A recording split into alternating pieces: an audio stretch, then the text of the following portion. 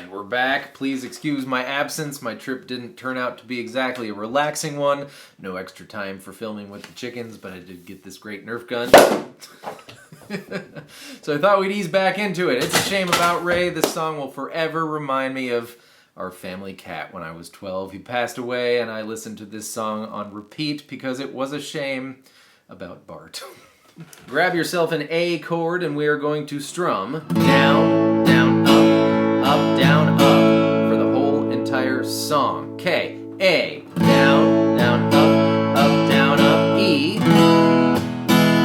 Two D's. On the D, you can take your middle finger off if you want. Evan does sometimes, but that's the first four measures.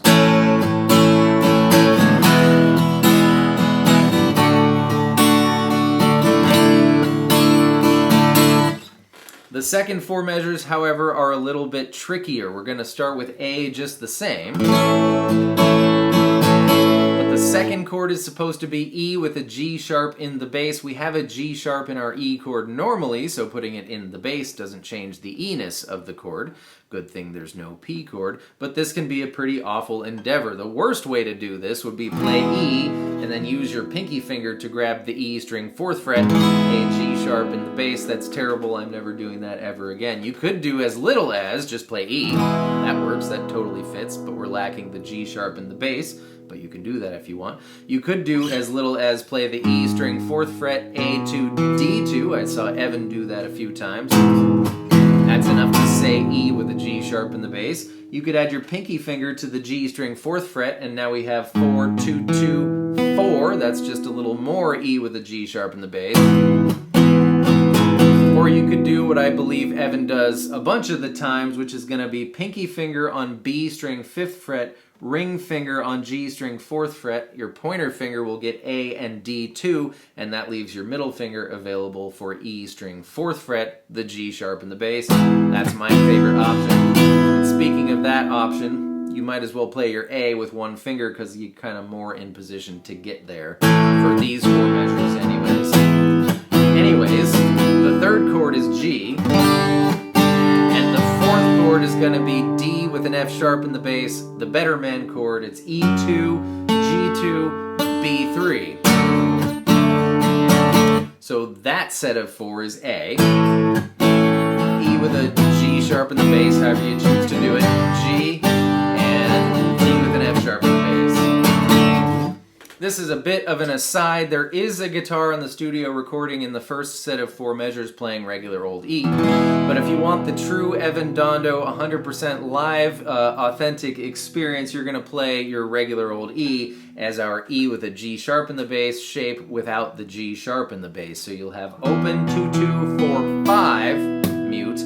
Notice that's a D-shaped E. And on that note, I want to show you how our wacky E with a G sharp in the bass is the same shape as our D with an F sharp in the bass. If we switch our fingers around, we're still playing the same notes, of course. Move it up 2 frets and add your bar. Now you're playing E with a G sharp in the bass. And on that note, you can play anything you want with its third in the bass using this shape because there's no open strings. Here's F with an A in the bass, G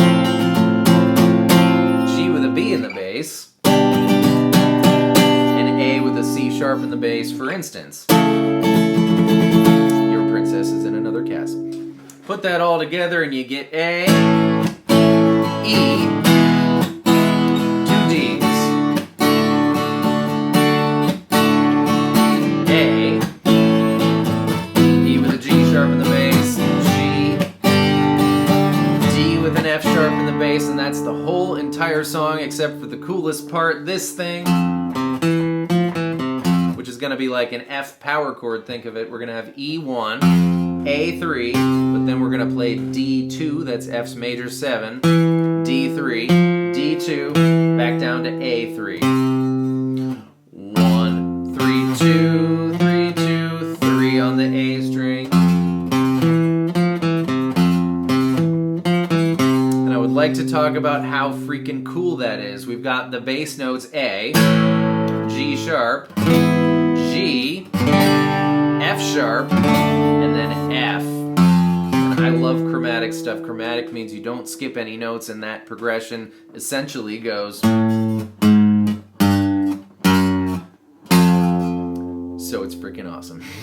I wish I would have said wicked awesome. Anyways, that's it. You play the first 4 measures, then the second 4 measures, and then the first 4 measures, and then you keep doing it that way until the cool thing comes in, and then you do that instead, and then you go back to doing the first 4 and the second, and so on and so forth. Thank you so much for joining me for this ease back into it episode of how to play every song in the entire universe. I hope that was fun and helpful, and I will see you next time with more stuff. Goodbye.